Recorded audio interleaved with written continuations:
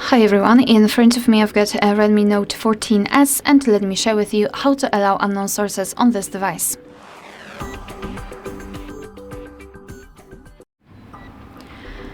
So let's begin with opening the settings, and here we have to scroll down in order to find privacy protection. Let's tap. Then let's scroll down and enter special permissions, scroll and find install unknown apps. So here we've got the list of apps which are allowed or not allowed to install some content. Of course, we can change it. It will be useful if you'd like to download the app from another source than the Google Play Store. So for example, from your browser. So let's find it. In my case, it will be Chrome. Let's tap on it and then tap on this switcher.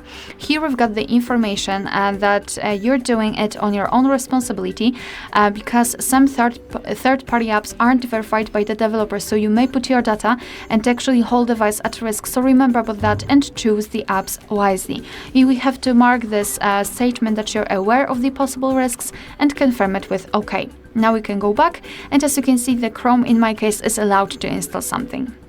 Of course, you can remove previously granted permissions. So let's pretend that I've already downloaded something from